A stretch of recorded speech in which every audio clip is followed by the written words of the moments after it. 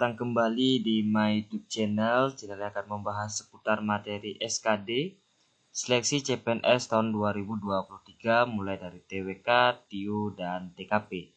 Namun sebelum lanjut, jangan lupa klik tombol subscribe dan klik juga tombol loncengnya sehingga ketika ada video terbaru dari kami ada notifikasi yang akan muncul. Pada kesempatan kali ini, saya ingin mengajak untuk membahas materi TIU, khususnya submateri deret. Jadi tanpa berbasa-basi lagi, langsung saja kepada contoh dari soal deret.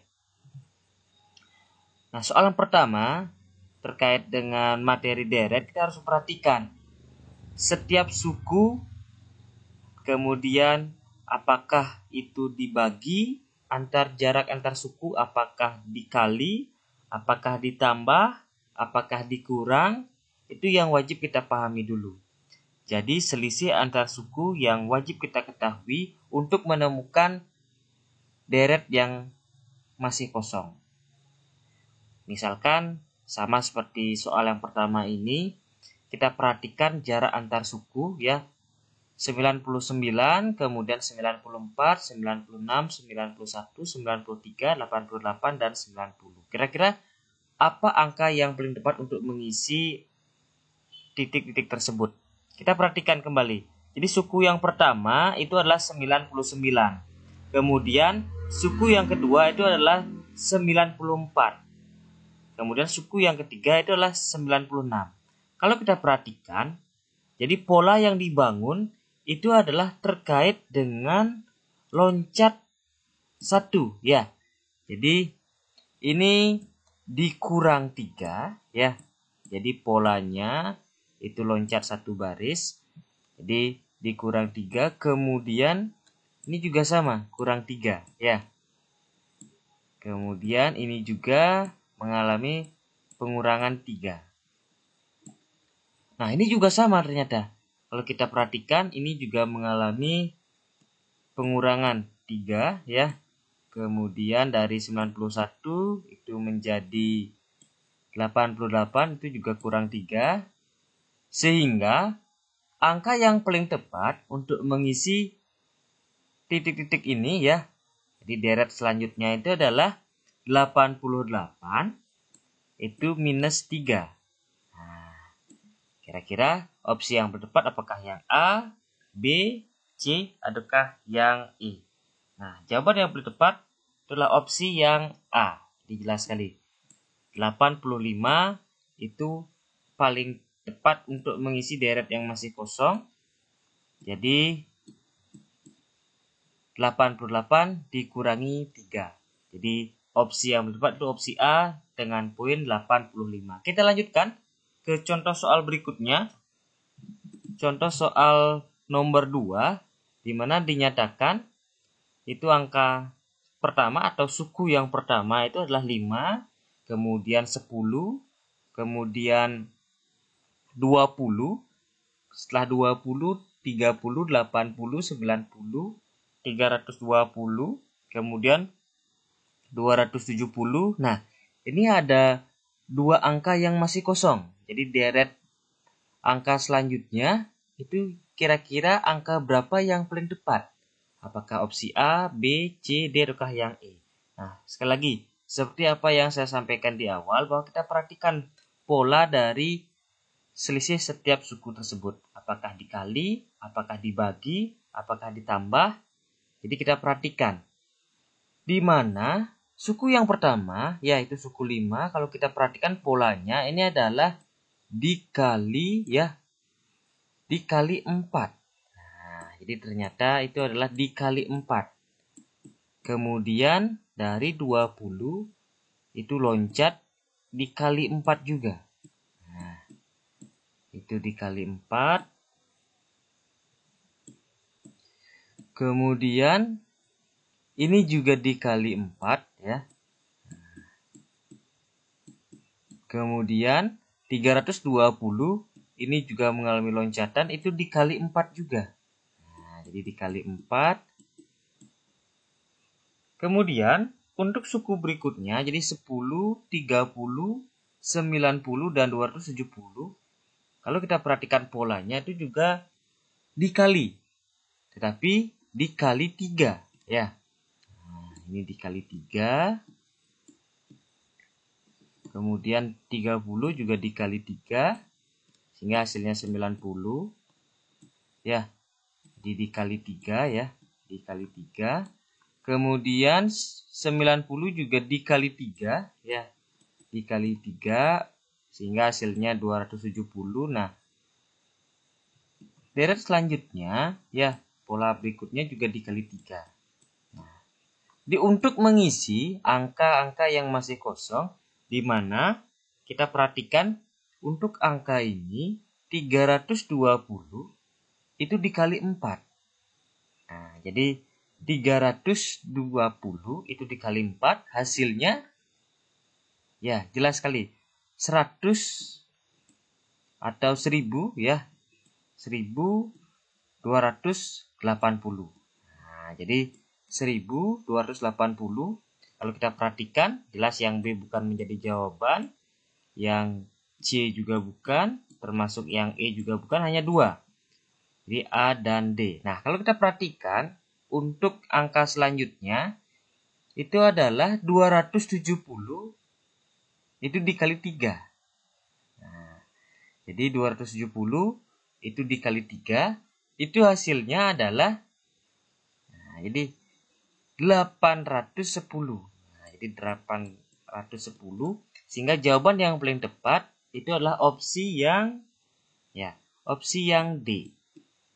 Sekali lagi kita perhatikan pola dari setiap suku, apakah itu loncat 1, loncat 2, loncat 3, dibagi, dikali, dikurang atau ditambah. Itu yang menjadi clue, tips dan trik untuk kita menemukan deret selanjutnya. Soal nomor 2 ini jawaban yang paling tepat itulah opsi yang D.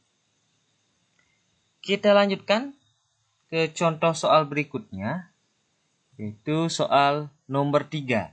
Di mana suku yang pertama itulah 11, kemudian 14, 12, kemudian 13, 15, 15, 15, 16, 18, dan 17. Ada 2 angka yang masih kosong. Kira-kira angka apa yang paling tepat untuk mengisi deret ini? Ya. Nah, apakah opsi A, B, C, D, ataukah yang E? Sekali lagi, kita perhatikan yang mana yang paling tepat untuk mengisi angka tersebut. Jadi polanya kita cari dulu. Kalau kita perhatikan ya, suku pertama itu adalah 11, kemudian suku yang kedua 14, suku yang ketiga 12. Ini kalau kita lihat dari polanya inilah loncat ya. Jadi loncatnya itu adalah loncat 2 ya. Di mana 11 ini ke 13 itu ditambah 2. Kemudian dari 13 kemudian menjadi 15, ini loncat 2 ya, polanya ini loncat 2 itu juga ditambah 2. Begitu juga dengan 15, ini loncat 2 ya, menjadi 17. Ini juga ditambah 2. Kemudian ini juga ditambah 2. Kemudian kalau kita perhatikan kembali bahwa pola dari 14 ini ya, 14 ini ditambah 1 ya. Ini loncatnya juga 2. Nah, ini ditambah 1 dari 14 menjadi 15 ditambah 1. Kemudian dari 15 ini loncat 2 menjadi 16, ini juga ditambah 1 ya. Jadi polanya ini loncat 2. Kemudian dari 16 ya, dari 16 ini juga loncat 2, ini yang untuk mengisi ruang yang masih kosong ya, angka yang masih kosong ini juga ditambah 1. Jadi 16 ditambah 1 itu hasilnya akan 17. Nah, ini. Dari sana kita sudah menemukan clue ya. Jadi angka pertama untuk mengisi titik-titik yang kosong ini adalah angka 17. Itu opsi yang A dan opsi yang D. Nah, sehingga yang lain kita bisa abaikan. Kemudian kita cari yang berikutnya. Jadi dari 12 ini juga loncat ya. loncat 2 ini ditambah 3. Nah, kalau kita perhatikan, nah di sini tambah 3 di polanya yang kita temukan. Dari 15 menjadi 18, ini juga ditambah 3. Nah, dari 18 ya, kemudian loncat 2 itu adalah ditambah 3 juga.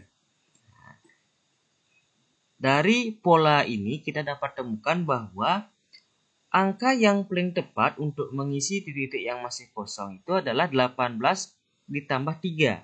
Itu adalah 21. Ya, jadi angka 21. Sehingga opsi yang paling tepat dari opsi A dan D, jadi angka 17 dan angka 21 itulah opsi yang D ya. Jadi 17 dan 21. Cukup mudah sekali ya. Jadi cara yang pertama kita lakukan adalah mencari pola. Apakah itu loncat 1, loncat 2, kemudian apakah ditambah, dikurang, apakah dibagi atau dikali. Itu yang wajib kita ketahui dulu dengan cara melihat pola deret yang ada. Baik, kita lanjutkan kepada contoh soal berikutnya. Soal nomor 4. Nah, jadi perlu kita pahami juga bahwa deret itu tidak serta-merta selalu angka. Jadi deret itu juga bisa dalam berbentuk abjad atau huruf. Seperti contoh soal ini. Ini merupakan contoh soal deret yang bersifat analitis ya. Jadi penalaran yang mampu kita gunakan untuk menjadi bahan latihan. Tidak hanya menggunakan angka, tapi deret itu dapat juga berupa huruf. Kalau kita perhatikan, huruf pertama atau abjad pertama itulah A, kemudian nomor 2 itu juga A, kemudian ketiga itu I, kemudian D, U, G, E, J. Nah, ada 2 abjad yang masih kosong. Kira-kira abjad apa yang paling cocok untuk mengisi 2 yang masih kosong ini? Nah, kita cari dulu polanya. Di pola yang pertama itu A. Ini kita bawa loncat 1, I, U. Nah, ini kalau kita perhatikan ya, pola loncat ini adalah ini abjad huruf vokal ya. Nah, kalau kita perhatikan, ini satunya A, kemudian I, U, E. Nah, ini O ya. Ini yang paling depan ini O untuk mengisi. Nah, ini adalah huruf vokal ya. Jadi, angka itu diganti dengan huruf di mana abjad pertama itu adalah huruf vokal ya. Kemudian loncat lagi huruf vokal. Begitu juga dengan pola deret berikutnya huruf vokal ya. A, I, U, E, O. Nah, ini. Jadi, untuk mengisi abjad yang masih kosong itulah huruf O. Nah, kalau kita perhatikan dari opsi yang ada A, B, C, D, dan E, itu yang ada abjad O-nya ada 2 opsi. Ada A dan ada B, sehingga yang lain dapat kita abaikan. Kemudian, yang berikutnya ya kita perhatikan di suku nomor 2 itu adalah A, kemudian D, kemudian G, J. Nah, ini dapat kita perhatikan bahwa ini merupakan abjad atau huruf yang loncat ya. Jadi dihilangkan 2. Jadi A, B, C. Ya, jadi BC-nya itu hilang, langsung ke D. Nah, kemudian D-nya ada, kemudian EF. Nah, EF-nya tidak ada, langsung ke G. Kemudian berikutnya G, HI. Nah, HI-nya tidak ada, itu loncat 2 ya. J. Nah, setelah J itu ada KL ya, KL-nya tidak ada, sehingga inilah M. Nah, kalau kita perhatikan, ini adalah dari J loncat 2 abjad itu adalah M ya. Nah, sehingga dari clue ini, di mana pola yang sudah kita temukan, maka kita akan menemukan jawaban yang paling tepat.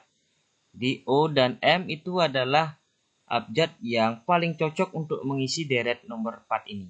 Nah, jawaban yang paling tepat untuk pola soal nomor 4 ini adalah opsi yang B. O, dan M.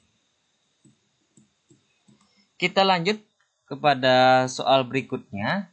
Contoh soal yang kelima. Jadi soal yang terakhir untuk sesi video kali ini, di mana masih terkait dengan abjad ya atau huruf, di mana kita diminta untuk terbiasa melatih kemampuan diri kita. Selain hanya menggunakan angka, kita juga wajib menguasai dalam bentuk huruf, di mana suku yang pertama itulah A, kemudian K, J, kemudian titik-titik E, O, G. Nah, kira-kira apa yang paling cocok untuk mengisi abjad yang masih kosong ini? Kalau kita perhatikan ya, suku yang pertama itu A, kemudian B. B-nya itu hilang ya, loncat satu, itu yang C. Nah, jadi kita dapat tulis bayangannya di sini B ya. Itu bilang. Kemudian C itu ke E, ini D ya. Nah, itu loncat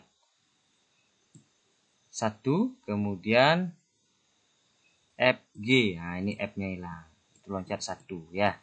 Ini juga sama. Ini KL ya, ini juga loncat satu, L-nya hilang. Ya, L-nya di sini. Ini adalah M ya. Nah, M, N. Nah, ini seharusnya N ya, langsung ke U. Sehingga dapat kita temukan polanya ini adalah abjad yang meloncati satu abjad berikutnya. Maka dari itu, opsi yang paling tepat untuk contoh soal nomor 5 inilah opsi yang B, M. Jadi cukup mudah ya untuk kita mengetahui bagaimana pola dari deret yang ada. Jadi sekali lagi kita kuasai dulu bagaimana bentuk polanya, apakah loncat satu, ditambah, dikurang, dibagi, ataukah dikali. Sekali lagi, ini merupakan contoh soal analisis deret ya. Sekali lagi jangan lupa klik tombol subscribe dan aktifkan juga notifikasi loncengnya, sehingga ketika ada video terbaru dari kami ada notifikasi yang akan muncul. Baik, untuk sekian untuk presentasi dan latihan soal hari ini. Sampai berjumpa di video selanjutnya. Tetap semangat latihan soal. Terima kasih.